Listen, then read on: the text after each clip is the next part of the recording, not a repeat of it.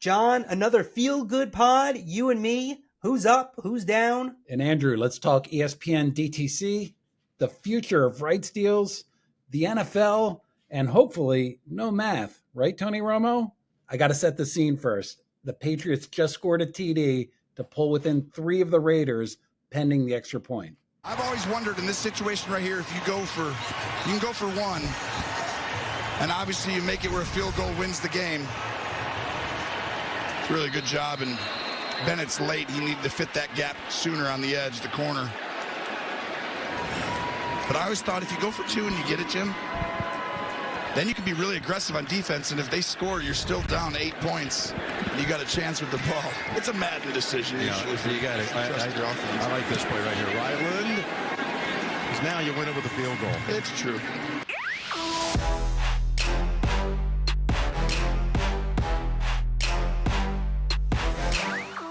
And we're back. The Marchand and Ourand Sports Media Podcast. I'm Andrew Marchand, sports media columnist for the New York Post. He's John Ourand, the media reporter for the Sports Business Journal. John, we're going to have Eli Manning on this week. You are traveling. You're too big. So Eli, we said we got to postpone because John is traveling. So hopefully we'll get Eli on a different time. I'm doing this pod from the YouTube Theater at SoFi Stadium. I'm in one of the dressing rooms here. I'm living the life, man. Look at you. You know, they have the blue M&Ms. I heard you. No, they got rid of them on my request. Oh, only no blue M&Ms. Okay, let's do it. Who's up? Who's down? Start us off, man. Am I who's up? Dick Vitale of ESPN. He received the okay to use his voice again after 7 months as he recovered from cancer treatment. And Dick Vitale silent for 7 months. The world needs Dickie V saying baby and diaper dandy, etc. So tremendous news this week of Vitale getting the okay from doctors, and his plan is to be courtside maybe as early as late next month to do games. So that is tremendous news for everybody to hear Dickie V talking again. And it's a miracle, baby, that he could be silent for 7 months. How about that? That's incredible. That's a great who's up. My who's up, I'm going to stay with ESPN. Just on Tuesday, Chris LaPlaca, the longtime communications guru for ESPN, announced his retirement. And what a career. 43 years at ESPN. He's run the communications department for the last 15. And since we started doing the pod, he's been writing us weekly reviews of everything that we say. Chris, I hope you still are able to do that.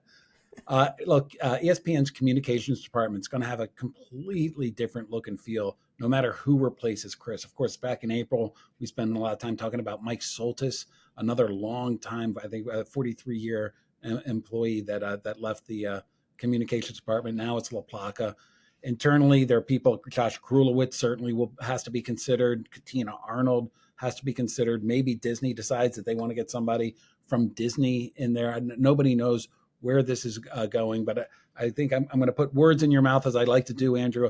I think we're both big fans of Chris, somebody who advocated strongly for ESPN, and ESPN's going to miss having him around. Bob Raceman, longtime media columnist, sports media columnist for the Daily News, had a good line. Nobody better to be yelled at than by Chris LaPlaca. And everybody's gotten yelled at by the Sicilian-tempered Chris LaPlaca. Happy trails for Chris, but as he texted after to me, he's not going anywhere yet. So we still get the reviews. John, my who's down is Sam Flood, NBC Sports' executive producer.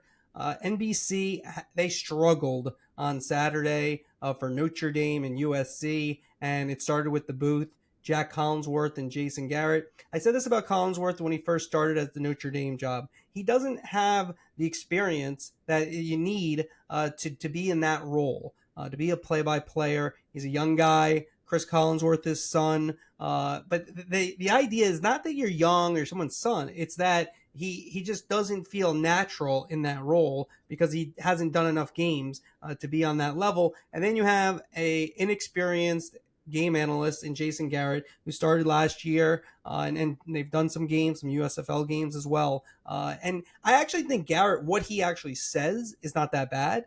I think there's something to work with. It's just he's very low energy, a little robotic, And so I think that gets lost. Maybe with a more experienced play-by-play guy, he might come across a little better. Flood obviously has had a lot of success in his career. Even if you look at the Big Ten team he put together with Noah Eagle and Todd Blackledge, they got that one right. That one's been a success. My who's down, Andrew, I'm going with Steven Espinoza, who is the president of Showtime Sports, or he will be the president of Showtime Sports for only a couple more months, because news broke on Tuesday that Paramount is shutting down Showtime Sports. It's no longer going to exist as a brand.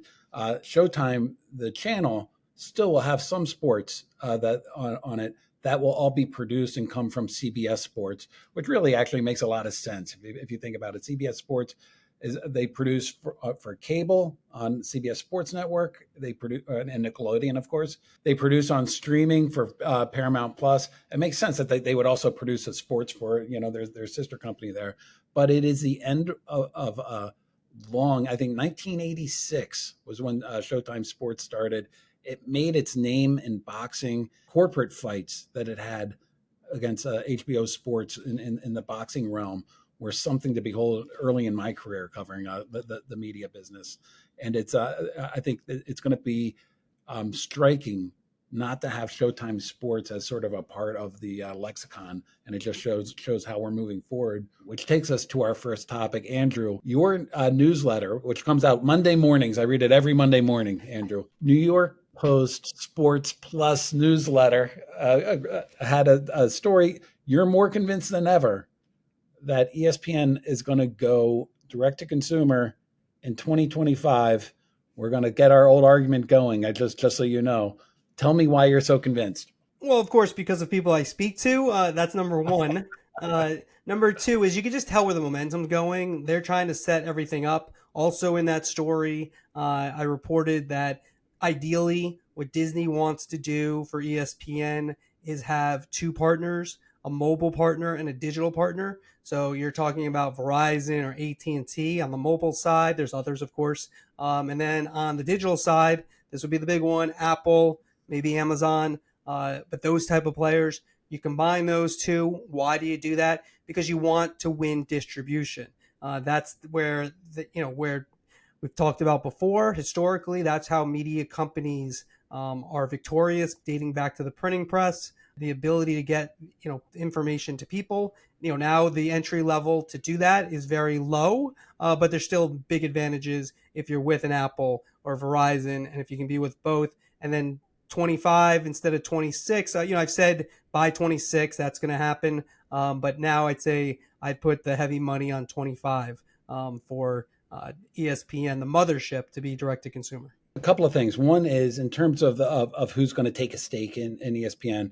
They're talking, as we've all reported, to everybody. They're talking to leagues. They're talking to venture capital. They're talking to digital. They're talking to the Verizons of the world as well.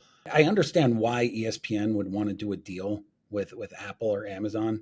I really do struggle with why Amazon or Apple would want to invest in what Amazon and Apple see as a business that is, if not dying, it's on a downswing. Investing into cable television and investing, which we talk about cord cutting all the time. Well, look, here's the thing about Apple. Apple is always the one everyone points to. They're going to buy this, they're going to buy that, and they don't generally buy that much. So that's a good argument against Apple, right? They're just always, they can do it themselves.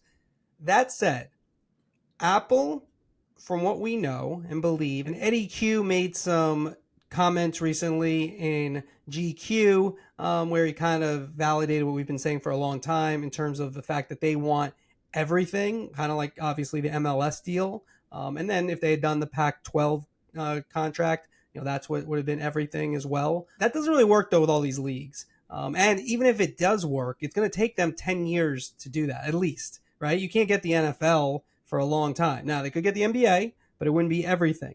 So if you want to speed up that timeline, the best way to do it would be to have a relationship with ESPN. Second best might be some kind of Fox Sports relationship, I would say.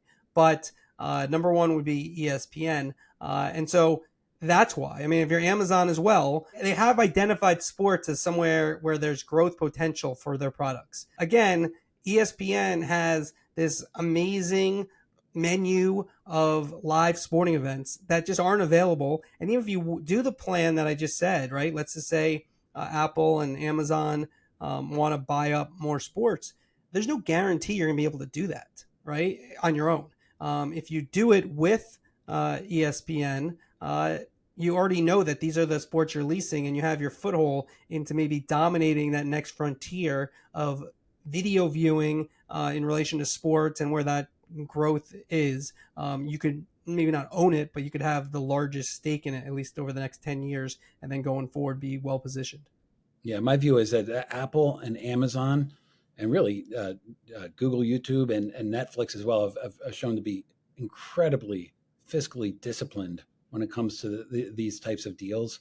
And if they have to wait for a couple of years for the NBA deal to come up, or wait a couple more years for the SEC deal to come up, that they'll do it. On the other point about when ESPN is going to take its mothership direct to consumer, which I feel like we both know this, but we should say it doesn't mean that it's going to go to direct to consumer and you're not going to be able to subscribe to a cable or satellite bundle and still get it. Chris LaPlaca having an impact as he retires, to make sure you got that in there. I want to go, Andrew, to Del Frisco's in Midtown. Okay. And I'm gonna order a porterhouse, I believe. Okay. On this 2026. I'm gonna put. Wait, you're double. No. The bet is 5 years. Just because I'm now saying 25, this bet is still. I still have through 26. You can't just move up. We started this pod 2 years ago. We're gonna have to look at the starting date of the pod. No, it's gonna It's a year and a half ago. No, it was 2 years ago in October. Okay, that's still 21. That's the 26. So here's why. And it was in September, October by the time we got lawyers. They gave us a name after 100 names. We're going to AC. He's going to be the referee. AC Wyatt, our producer. This is what you just tried to do. We have a bet. Yeah, and you went to 2025, so now I took the over. I know, but it doesn't mean you get to change the bet. No, this is the whole point. Is that ESPN, they can't go in 2025. The deal that the ESPN did with Charter is the deal that sort of makes it more likely that they're going to go direct to consumer. But they still have to turn around and do those deals. That same deal they did with Charter, they have to do those deals with DirecTV. They have to do those deals with Comcast, and they have to wait for all of that to happen. So I understand why they want to go a little bit earlier. You want to make a separate bet? So I'm not going to do I'm not just going to change the first bet to be less advantageous unless you're going to throw something in there. This is golfing, so we're going to press on it then. So okay. I'll take 2026. You take 2025. No, that's not the bet. All right, we'll talk off there. It just doesn't make any sense. We're boring people, but you're changing the bet so it's more advantageous. It's the same bet. If you have 2025, I'm taking the over. I'm staying with that. Right, I'll stake 2025, and we'll make a separate bet. We'll have two bets. There's two steak dinners on the table now. Del Frisco's, man. Del Frisco's. Well, we'll maybe do sushi for one of them. A nice fancy sushi place. All right, sushi time. Well, I'm getting some sushi and a max. Ourand predictions for future rights deal. That's our next topic. You had your newsletter. SBJ Media. That's what we call it. SBJ Media.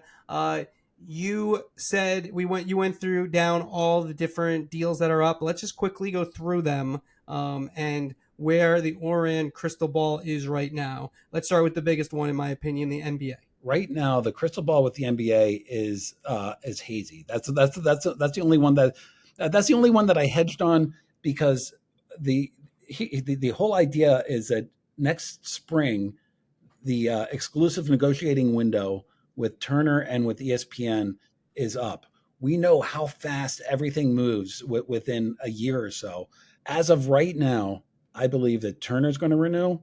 I think Turner has made moves that they want to renew. They just announced on Monday that they're selling NBA games, or they're carrying NBA games in the UK and Ireland, which shows that, if the NBA and Turner are at odds, they wouldn't have had that. It's a small deal, but it was one that sort of made me sort of arch my eyebrow a little bit. So I believe both of them are going to renew. I believe the NBA wants to set up a third package, and it wants to sell that third package to a streamer.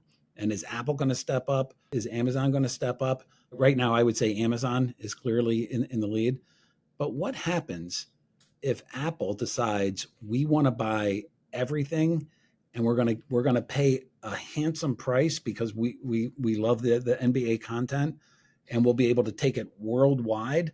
The one thing about the NBA is that they celebrate the move that they made back in, I think it was 2001, when David Stern went from broadcast TV to cable, and everybody talked about what a bold move that was. Why would you leave broadcast TV for this little cable bundle? So that's part of the NBA's DNA. Could they look at something like Apple? Like they could. I just think it's. So wait, you're saying the whole enchilada to Apple? No, that's not my prediction. I'm just saying that. But is that even possible though with the regional sports rights deals? They can work around. They can figure that out. They're trying to, the Diamond Sports is in bankruptcy now. They have the ability to take some rights back or whatever. I mean, if they end up getting a big number, they could. I'm not saying that they can't negotiate yet, but these are all potential things that are going to come out in the spring that we don't know. We don't know yet. We can't see yet because they're stuck now just having to talk to ESPN and Turner. All right, I think, look, Apple, I like Amazon over Apple for a weeknight. That said, there is a very close relationship between Eddie Q and the NBA. Obviously, they have the money. I do not think they're going to get the whole thing. I'd be surprised. I think that'd be a shocking move by the NBA because I think you want to have as many partners going forward. I think you want to have as many partners going forward to have as many bets you're placing than if you just go with Apple, because although I do think that could work very well, it doesn't definitely work. And I just don't know why you would take that risk if you're the NBA. Let's throw another what if out there. What if Disney sells ABC and all of a sudden ESPN doesn't have that broadcast component? We know the NBA wants broadcast. It's there are so many unknowns right now with the NBA that I just find that really difficult to handicap. All right, so good job handicapping. First one, no handicap. All right. Pick the one that I put last in the newsletter. I know, but it's most interesting. We're going most interesting here. All right, let's move to the college football expanded playoffs. You in your newsletter totally dissed me, didn't even mention WBD Sports, which I had put a headline on the week prior. Amazon, we both agree, is a player in there. ESPN, of course, and Fox. Where do the expanded playoffs go? Are you saying that SBD does not quote Andrew Marchand enough? No, you do. No, you do. You do. It's very nice of you. Right now, the ESPN has the rights for the next 2 years. I see him staying with ESPN. I find it hard to believe that anybody's going to come in and bid for those sort of early round games. I think within 2 years, I expect ESPN and Fox will still want to plant the flag with college football. I think they're going to try to keep Amazon out. The one caveat that I have to that, though, is ESPN and Fox, they already have all the college football that they need in order to drive affiliate deals, which is really the only thing that these networks really care about when they make these sports deals right now. So does that create an opening for Amazon? It could. That's something to watch there. Or WBD Sports. I kind of hope that happens now, just because I said it. I agree. It doesn't work as well as the others, but I do think there are players in there. All right, before we move to the next topic, NASCAR, what do we think with them? NASCAR, I mean, everything you've heard as well. They're going to almost certainly sticking with Fox, sticking with NBC. The only big question out right now is with that 6-race package in the middle of the season. They've been talking with Amazon. Amazon really hasn't budged off their initial offer on that. They've brought in Warner Brothers Discovery Sports to talk about that. I could see it going either way. I have it at 50-50, but if you're going to hold a gun to my head, I'll say that WBD Sports ends up getting it. Okay, so there's one for WBD Sports. All right, let's get to topic 3. And a story that you broke about Pat McAfee. So your story had Pat McAfee paying Aaron Rodgers handsomely, over $1 million. Your story also had Pat McAfee quoted within the story as telling you that he pays Aaron Rodgers that. What else do you have on that, Andrew? Well, here's the story, and the significance is the numbers are very high. I mean, he also was paying Nick Saban 7 figures as well, and all the guests. Now, this isn't necessarily unusual in terms of paying for interviews. In New York, for example, the Yankee manager has been paid, for years on radio, and then recently by John Boy, the podcast company, in the $250,000 a year range for 15 minutes a week. Eli Manning got paid $125, 125,000 by the local radio stations when he was here. The Rodgers numbers, though, wait a second. We were going to pay Eli how much to appear on this? More money, more money, more money. Eli was going to do that for free. I mean, that's the precedent here. Like, are people going to be like, well, we need money for this? And we'll be like, no, nobody gets paid on this podcast. Nobody's making money off this podcast. The numbers are the ones that are eye popping. Aaron Rodgers has, in Pat's words that he said to me, been a good investment for him. He's been important for them in terms of the value for McAfee's company. And he said, the direct quote was, Aaron has made over $1 million with us for sure. So he didn't fully confirm my more than $1 million per year is what he's paying him, which is what he's paying him now. Look, from McAfee's point of view, this is good business. It's smart business. And I don't think, the story I wrote did not argue against that. It's Aaron Rodgers has been very much in the news, and it's been on the McAfee show. Most importantly, if he was going to retire or not. And then when he came to the Jets, those all happened on the McAfee show. So for McAfee, he looks at it as money well spent. The only real question that I have about this is McAfee pays his guests, and we know people do pay guests. There's nothing really outrageous about that. Does ESPN do their studio shows? Do they pay guests? Generally that's not the practice. Here's the difference. Pat McAfee's not a journalist. I don't think anybody thinks he's a journalist. No, right? He's a studio host, and they have other studio hosts there as well. Well, it's a fine line. Like when by the way, I'm not making a journalist like, oh, he's a journalist, he shouldn't pay.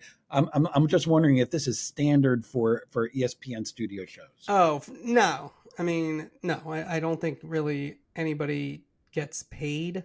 I guess you could look at like the Michael Jordan documentary, where I think he had a financial stake in it, or the Jeter documentary where he had a financial stake in it. So I think those are situations where people get paid, kind of like if they're writing their autobiography, and that's why you kind of have to take those things with a little bit of a grain of salt. I do think it's relevant that it's a paid spot. That's obvious that it's that's news, and it's different because he's part of the show, and again, but I think that to get to your question though, Pat McAfee is not a journalist. It's a fine line, right? He's reported stuff as well, but that's the world we live in, right? Everyone it's weird. Everyone's sort of a reporter, and people throw stuff out there, and then I don't really like a sports journalist. It makes us feel like we're so important. Like I'm a sports writer, sports reporter. That's how I look at it. But I do think that the standard that we kind of uphold is and should be different than if someone's just throwing stuff out on Twitter, or can just kind of say whatever they want and don't do the due diligence.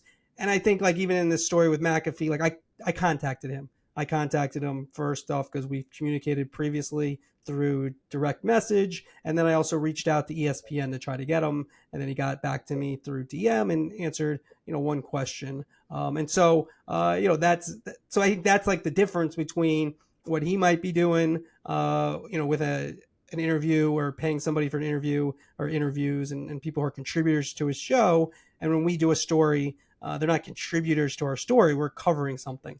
So I think there's a difference. All right, let's get to topic 4, the baseball playoffs. Under route, my team is gone. No New York team, no Boston team, no LA team. But I have to tell you, we had Rob Manfred, the MLB commissioner, on a couple of pods ago, and he talked about the playoffs last season, and he talked about how the Philadelphia market, which is not one of the premier markets, but it really generated a level of excitement and revenue for the league. And I can see that again with those home fans and the Phillies and the way they play it. I think that the numbers on television aren't doing great, but there appears to be a lot of excitement around the playoffs to me. Yeah, look, the thing about baseball, it's a local sport. but it's national. And what I mean by that is that like these little tribes in every city that gets excited, like in Baltimore this year with the Orioles run, and then total flame out in the playoffs. The Rangers are good, apparently. Yes, and Who knows? so, Who knows? but you add all those up, and they make a very successful sport. That said, nationally, it's hard to get a story that cuts through. The shows that we talk about, talk shows, especially on TV, they don't really talk about baseball that much. I mean, Bryce Harper is an amazing story. If the Astros could come back in this series and you get a Phillies Astros World Series with Bryce Harper kind of doing what he's doing, I think that will have some buzz. I mean, and I do think, and we may not see it this year, but I do think the shorter games are going to help them on a national level. The fact that they kept the pitch clock, I think, was very smart, because someone like you or me with no rooting interest may stick with it, knowing we could be done before 11 o'clock, and it might not be like this is a marathon and I'm going to be dead tired the next day because I got to get up early. And so I do think that's a big plus for baseball and for the television providers from Turner to Fox. Andrew, this pod has been a ton of people leaving. Steven Espinoza, Chris LaPlaca. Well, Barry Melrose announced his retirement as from ESPN. Of course, a legendary hockey analyst for ESPN, suffering from Parkinson's disease. We of course wish him the best on that. What a career! Great career. It's sad news because of the reason, but I thought the tributes to Barry Melrose were very appropriate. And the thing that stood out in these situations to me, we can talk about what you see on the air, and he had the Levy Lounge and great relationship with Steve Levy and John Bucci-Gross and others, Scott Van Pelt. But what stood out from what you could tell from people who work with him is what type of guy Barry Melrose is. And to me, that's far more important than what you do on the air, but how you treat people, what people think of you. And there was an outpouring. And he did coach Wayne Gretzky, but to have Wayne Gretzky do the voiceover for it was special as well. And so, like you said, we wish Barry the best, and hopefully he, in retirement, can deal with Parkinson's as well as anybody can. Yeah, I've seen Parkinson's affect many families, including my mother, who is suffering from Parkinson's. So it's nothing but well wishes to Barry as he fights this.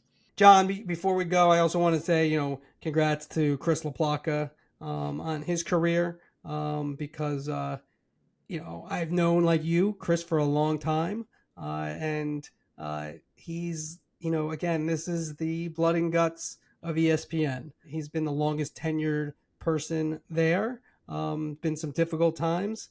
I think a part of him maybe wishes he might have left a year earlier, because we went over the Mike Soltis situation, another PR person who was let go during the layoffs. But Chris had to deal with that. I know that was difficult on a number of levels. But Mike was really classy through all that. And Chris has had a great career and treated people well. Could get mad. Often we've gone back and forth, but always professional. And the thing about ESPN, and this is something they shouldn't lose when they lose the LaPlacas, I think it's very important for them to have at the top. They need people who bleed ESPN. I think sometimes in corporations they can kind of have people from here, you can have people from there, not understanding the DNA of the place, like LaPlaca, does, and Soltis did. And so I think that's important as they go forward in this new frontier with DTC and maybe new partners. Most of all, I just want to say, give my best to Chris on his career. And who bleeds ESPN and who knows ESPN more than 43-year long employees? Just an amazing run by both Chris and Mike Soltis, who gets yet another shout out on the pod. Andrew, the end of another pod. Always great to see you, man. Yeah. All right. Well, listen, Next time, hopefully you can find time for Eli Manning. And so Eli, I'm sorry. By the way, Eli's window was very, very tight. Whatever. You listen. You said like I got a flight. If Eli can do it at these times, so was your window. Your window was very tight as well. Chris Mason, EC Wyatt, they run the show. You know, they're just sitting there by their. We're all just sitting here on Zoom, waiting for John just to show up all day, and then he finally does. In fact, I might not even do the show next week.